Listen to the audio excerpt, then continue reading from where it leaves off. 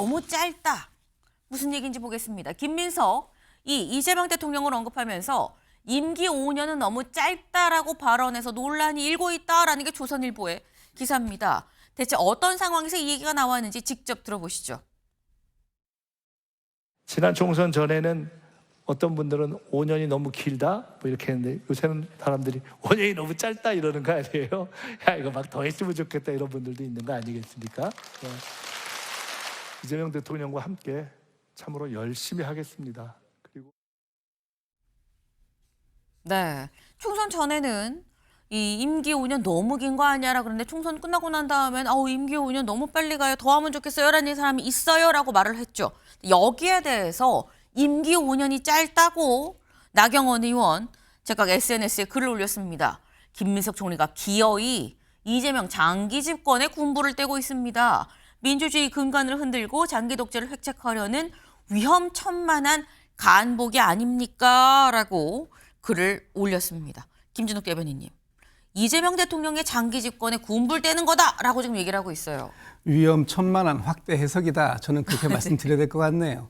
지금 그 김민석 총리께서 저 발언을 어디서 했냐면 K 국정 홍보를 하는 그런 자리에서 지금 이재명 대통령에 대한 국민들의 기대감이 이렇게 높다. 이런 말씀을 세간의 목소리로 전달을 한 것에 불과하다. 윤석열 정부 5년이 너무 길다, 너무 못한다라는 뜻 아닙니까? 그런데 이재명 정부 5년 너무 짧을 것 같다라고 얘기하는 건 지금 이재명 정부가 그만큼 잘하고 있다라고 일반 국민들께서 느끼고 평가하신다. 이 목소리를 전달한 것을 가지고 어떤 뭐 장기 집권의 밑자락을 깔고 있다. 이렇게 얘기하는 것 너무나 확대한 오버다. 이렇게 저는 말씀드리고 싶고요.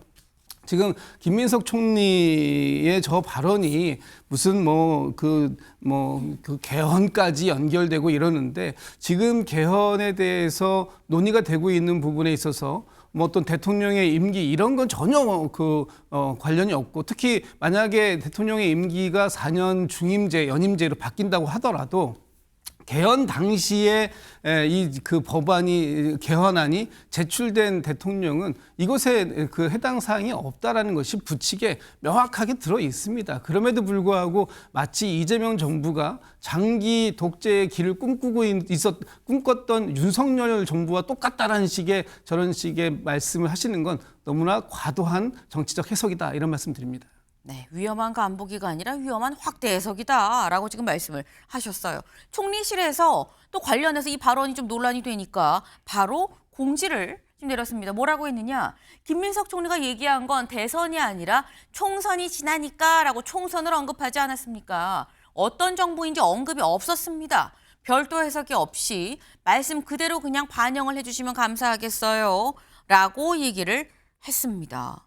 그러니까 이게 뭐 대통령 임기 5년을 못 늘린다 이런 얘기가 아니지 않느냐라고 지금 얘기를 한 건데 사실 이게 이 총선을 얘기했어요라고 얘기를 하죠. 총선이 끝나고 민주당이 대거 당선이 되면서 그래서 지금 뭔가 힘받고 지금 이재명 정부가 일을 열심히 잘 하고 있는 거 아닙니까라는 취지의 얘기라고 한다면 사실 임기 자체도 개헌을 해야 되죠. 그리고 개헌을 하면 아까 말씀처럼 어쨌거나 이재명 대통령은 포함이 안 되지 않느냐라는 건데 근데 그래서 또 나오는 얘기가 혹자가 또 이렇게 말씀을 하시더라고요. 김상일 위원님. 이게 사실 김민석 총리의 진짜 큰 그림이다. 이재명 대통령 말고 그 다음 대통령이 임기가 중임제가 되면을 생각을 한 거 아니야? 라는 말씀하시는 분도 있어요. 글쎄요. 자신감이 없는 사람들의 너무 의기소침한 두려움 이런 것들이 표출되는 거 아닌가 이런 생각이 드는데요. 자, 한번 보세요. 보시면 알겠지만 대선이 아니라 총선에서 국민들이 판단을 할 때 정권 심판 차원에서 판단을 한다는 이야기를 하는 겁니다. 그래서 5년이 길다. 이렇게 얘기하면은 지난 총선 때처럼 망하는 거고 국민의힘처럼 망하는 거고 5년은 짧다. 국민들이 이렇게 얘기하면 다음 지방선거 총선은 이기는 거다라는 정권에 대한 평가가 굉장히 중요하고 우리는 좋은 평가를 받고 있다. 그래서 선거에도 자신감을 피력한 거 아닌가 저는 이렇게 들리는데 왜 국민의힘에 딴 생각을 하고 계시는 분들, 뭐 국가라든가 아니면 당의 미래라든가 이런 거를 생각하지 못하고 자신의 이익과 앞날만 생각하는 분들은 모든 것들을 그렇게 생각하시는지 참 안타깝다 이런 생각이 듭니다. 자신이 없으니까 그런 식으로 곡해하는 거 아니겠느냐라는 말씀이에요. 김광석 변호사님. 5년은 대통령 임기를 말하는 거잖아요. 근데 지금 이재명 정부가 지금 취임한 지 6개월밖에 안 됐어요. 그러면 5년 끝날 때쯤에서 정말 잘했으면 아유 5년이 짧다, 길다 그런 얘기를 할 수 있지만 이제 겨우 6개월 됐거든요. 그런데 총선은 4년인데 이걸 왜 총선하고 대선하고 같이 믹스를 시키는지 좀 변명에다 불구하고요. 제가 볼 때는 아직 개헌론까지는 생각하고 있지 않은데 그때 호남 가서 어떻게 보면 이재명 대통령 띄우기를 한 거죠. 그러면 저런 것들은 이제 국무총리로서 일종의 당대표 선거운동을 하고 다니는 게 아니냐. 이제 그런 우리가 생각을 할 수밖에 없는 상황이다 이렇게 봅니다. 그래서 저를 너무 이재명 대통령 띄우기를 하다 보니까 이제 저런 말이 나왔고 그럼 나오면 솔직히 말해서 너무 일을 잘하니까 5년이 저는 짧다고 생각했다 이렇게 말하면 되는데 이걸 뭐 결과적으로 총선과 연관지어서 생각했다느니 그런 변명할 필요 없다는 거죠. 자기 생각을 솔직하게 얘기하면 된다는 거죠. 네, 짧게 김정일 의원님 짧게. 모든 말은요. 이렇게 끊어서 보면은 안 돼요. 전체를 다 봐야 거기에 맥락과 그게 컨텍스트가 있는 거잖아요. 근데 보십시오. 지난 총선에 전에는 어떤 분들은 5년이 길다고 했는데 요새는 5년이 너무 짧다고 한다. 이 얘기는 뭐냐? 지난 총선 결과라든가 이런 총선 결과에 대한 이야기를 한 거예요. 그렇기 때문에 그거의 하나의 판단의 근거를 얘기한 것이지 5년이 너무 길다고 하니까 5년을 늘려야 돼. 이런 얘기의 그 맥락은 아니라는 말씀을 드린 겁니다. 결론은 5년이 짧다는 얘기잖아요. 그거. 알겠습니다. 네. 네. 너무 그렇게 하면 안 되지. 장 의원님 짧게. 제가 짧게 하겠습니다. 임기 5년은 너무 짧다의 주어는 이재명 네. 대통령이었고 그런데 뭘 다른 말을 할 필요가 없지 않습니까? 그리고 마찬가지로 취임 100일 네. 국민의힘 사실 민주당 두렵습니다. 지금 무소불위로 아무거나 다 하지 않습니까? 12월까지 정청래 대표가 하는 얘기가 사법개혁 완일기를 하겠다. 그러면 지금 국정과제의 핵심이 개헌입니다. 그렇기 때문에 김민석 총리가 저렇게 얘기한 것은 바로 2026년 새해가 되면은 바로 개헌 로드맵에 들어가겠다. 그런 뜻이기 때문에 물론 개헌의 현재에서는 현직 대통령은 다음 대선에 출마할 수 없다고 부칙이 돼 있지만 부칙까지 국민투표를 통해서 확정을 하면 나올 수 있는 겁니다. 뭘 안 되겠습니까? 지금 민주당이 할 수 없는 게 없습니다. 그것이 국민의 입장에서는 상당히 두렵고 뭐 한마디만 하면 경기를 일으키는 그런 상황이 되지 않겠습니까, 지금? 알겠습니다. 이 부분에서 이렇게나 치열한 논의가 벌어질 줄은 상상을 못했는데 일단 굉장히 좀 한치도 물러서지 않는 그런 입장이세요. 어쨌거나 지금 김민석 총리의 이런 얘기에 대해서 사실 이게 실제로 임기를 연장하려고 하는 거 아니냐라는 해석도 있고 김민석 총리의 당권 선거 운동을 또 하는 거 아니겠느냐라는 해석도 좀 같이 나오고 있죠. 네. 왜? 대선행 티켓이 또 당권 경쟁이기도 합니다. 다 결국 맞물린 얘기들이에요. 이런 모든 게. 이 관련해서 오늘 동아일보 기사 같이 볼까요? 김민석 4번째, 정청래 6번째 호남을 찾았다라는 거죠. 주말 동안. 당원의 민주당 당원의 33%가 집중된 곳이 호남인데 여기 최대 표밭에서 결국 당권 경쟁 중인 거 아니겠느냐라는 겁니다. 김민석 총리가 5년 너무 짧다는 얘기가 나와요라고 얘기한 바로 거기가 전남 무안의 김대중 대통령 도서관입니다. 그러니까 K 국정 홍보를 하러 가긴 했지만 장소 자체가 호남이었다라는 거죠. 근데 호남에 이번에 처음 갔느냐? 무려 4번이나 갔습니다. 언제 가나 같이 볼까요? 김민석 총리 7월에 갔고요.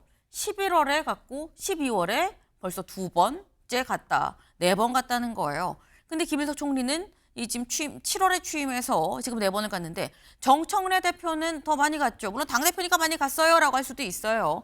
정청래 대표 8월부터 8월 3일, 8일, 9월 16일, 11월 2일, 12월 10일, 12월 19일까지 굉장히 자주 내려갔다라는 겁니다. 사실 호남 하면은 정청래 대표가 신경을 쓸 수밖에 없는 게 정청래 대표가 당선될 때 그때 호남에서 받은 득표율 같이 볼까요? 그때 66.49%를 획득을 했었습니다. 그 때문에 호남을 잡아야 된다라는 생각이 셀 수밖에 없다라는 얘기가 그래서 나와요. 근데 이게 결국은 김진욱 대변인님, 김민석, 정청래 두 사람의 당권 싸움이 4번 가고 6번 가고 횟수로 드러나는 거 아니야라는 얘기가 나오는 거거든요. 뭐 내년 8월에 전당대회는 예정되어 있습니다. 거기에 누가 어떠한 위치에서 그 출마를 하게 될지 그건 아직은 모르는 거죠. 예를 들어서 내년 지방선거에 민주당 승리를 일구어냈다고 한다면 정청래 대표 굉장히 유리한 고지에서 전당대회에 연임을 도전할 수 있는 상황이 될 것이고요. 또 김민석 총리도 내년 전당대회에 당권을 도전하실지 모르겠습니다만 도전하게 된다고 하더라도 만약에 그런 그 지방선거에서 승리하는 상황이 된다면 그건 이재명 정부가 그만큼 잘했다라는 긍정적인 평가를 받고 한 것이기 때문에 네. 이재명 정부의 초대 총리로서 총리를 했던 분으로서 도전한다고 하면 또 그 역시도 굉장히 좋은 포지션을 가지고 시작할 수 있는 상황입니다. 지금 이 두 분의 이 관계를 너무 경쟁적 관계로만 볼 것인가 아니면 서로 시너지를 내는 그런 그 관계로 볼 것인가 하는 부분들에 있어서 뭐 일부 많은 분들은 또 일부 그 어떤 분들은 경쟁적 관계로 더 많이 보기도 하시지만 제가 볼 땐 지금 내년 지방선거의 승리라는 것은 당과 정부가 함께 가고 2인 삼각처럼 그 손 붙잡고 같이 가지 않으면 네. 일궈낼 수 없는 일이다. 그런 차원에서 보면 지금의 이 두 분의 관계는 경쟁만 있는 것은 아니고 그 안에서 충분한 협조 관계도 있다 이렇게 봅니다 저는. 둘 사이를 경쟁 관계로 볼 필요가 있느냐, 같이 또 시너지가 날 수도 있는데라고 말씀을 하셨어요. 근데 이게 경쟁 상대가 아닌 거 맞아라는 얘기가 나오는 사진이 한 장 또 있습니다. 그 사진 같이 볼까요? 지금 한창 이 최고위원 보궐선거가 지금 진행 중이죠. 지금 후보 신청이 다 끝났습니다. 그리고 이제 공명선거 실천 서약식 자리인 건데, 자, 우리 다 여기 이제 서약했어요 라고 하는데 선 위치를 좀 볼까요? 일단 정청래 대표는 여기 있고요. 김병기 원내대표는 여기 있습니다. 이걸 가운데 놓고 양쪽으로 쓴 거예요. 그런데 정청래 대표 이쪽으로는 이성윤, 문정복, 친청으로 분류되는 사람들이 딱 섰고, 이건 뭐 관리위원장이니까요. 섰고, 그럼 김병기 원내대표 이 건너 이쪽으로 가볼까요?